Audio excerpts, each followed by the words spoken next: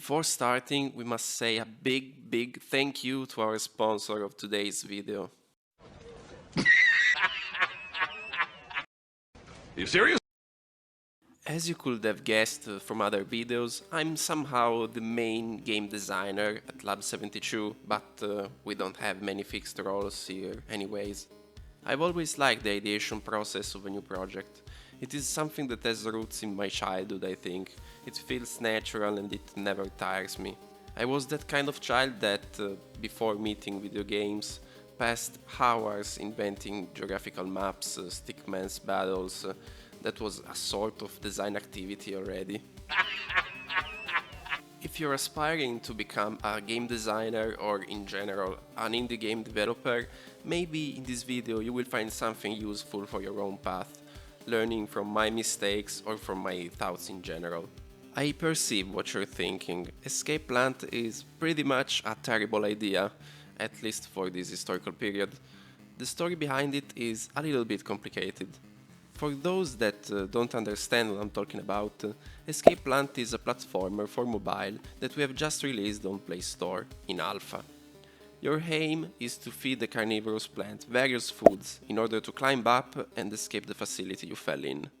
So, in short, it's a platformer with some beat 'em up and cooking elements. When we first organized as Lab 72 and we decided to start developing a video game, I wasn't informed about the process behind designing an indie game. I had some ideas in mind, like almost everyone has, but they were considered too complicated by the others for a first indie game. Therefore, somehow, we ended up watching each other's past projects, and a strange platformer from my hard drive caught their attention.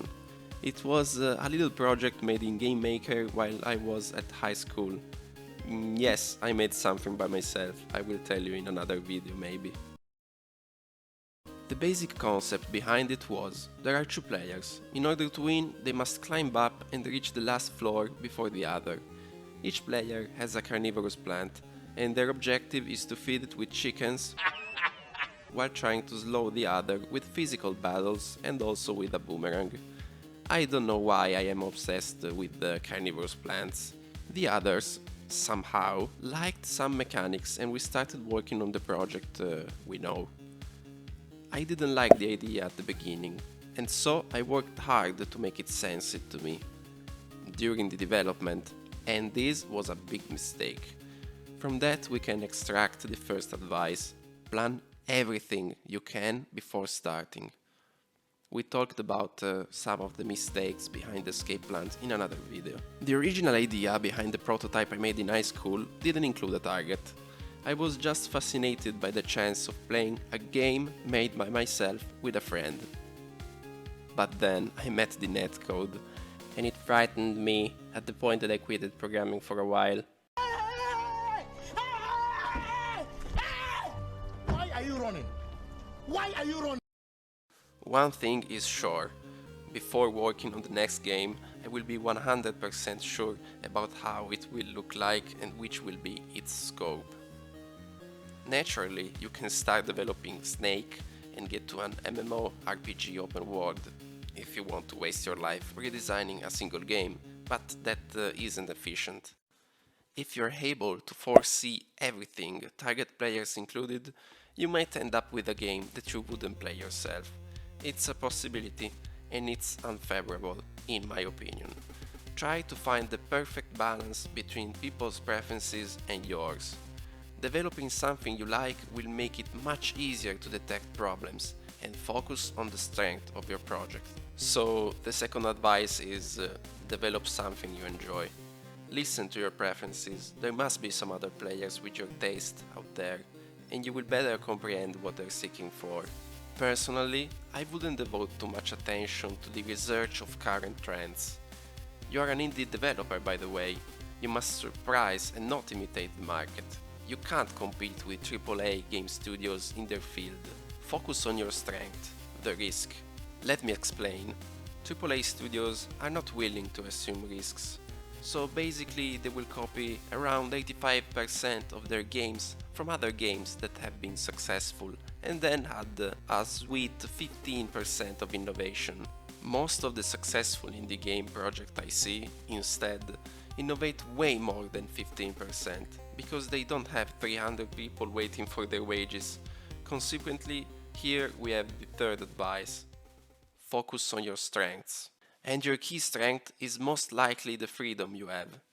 But wait, it doesn't mean you have to go crazy adding features because they are original. No, another valuable advice is to keep it simple, at least at the beginning of your project. Remember, it takes time to learn how to develop a game by yourself. So, if you start a big project before you're ready, you will probably end up overwhelmed. Avoid this common pitfall by focusing more on the experience than the outcome. Start with a simple yet innovative idea. Test it until you are sure it's enjoyable, and then you're ready to go with the rest of the good stuff. In Escape Plant we didn't follow this process, and there are still many features we are willing to include but require a lot of work, because they weren't planned 6 months ago. I'm not talking about game design alone. You must plan everything and set milestones and tasks along the way. Sounds, art, code and social medias are included. Another stuff that will probably sound familiar, but it's fundamental to keep your mindset, is that you can always be a student. We live in a period where you can find literally anything on online sources for free. There is always something new to learn. If you don't like reading books, try to force yourself to watch informative videos on YouTube. You can also be a student while playing games, especially if you're developing something similar. Try understanding what is bringing fun to you. Make notes on the smart stuff you see. Uncover how the developers are solving problems similar to yours. Remember also to learn how to properly employ the tools you have. This is always essential. And talking about game design, personally I'm finding really effective some free tools you probably already know. Plan or Trello to manage tasks, Miro or Mural to create mood boards, brainstormings, flowcharts, diagrams and so on. And then I personally use OneNote to compose GDDs or notes. There is too much to say about the different phases of game design and the different software and sites you can employ. Another entire video can be recorded about that. Oh wait, I got another suggestion. Subscribe to the channel.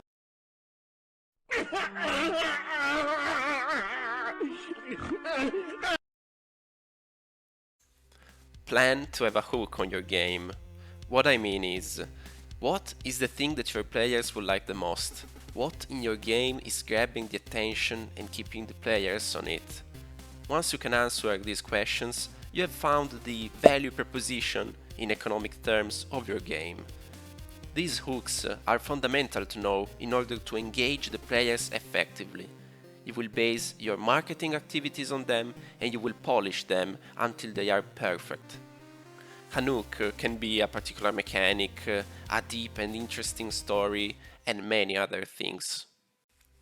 In Escape Plant, the value proposition is still not completely visible. Yes, that is negative if you're asking. Try to make it visible as soon as possible. Allow me to explain better. Our game is a platformer, nothing that has never been seen on the market. The somewhat innovative idea behind it is the cooking mechanic mixed with the platformer gameplay we all know. This is not yet visible because the only thing you can do is to cook raw ingredients. And that is not funny and innovative. Attempt to implement your hooks from the beginning of the project in order to better comprehend them. I hope that this video inspired you not to commit our same mistakes. Use some of the inspiration you have now by leaving a like and subscribing. We will not spam shit in your feed. Is it called feed, by the way? I promise.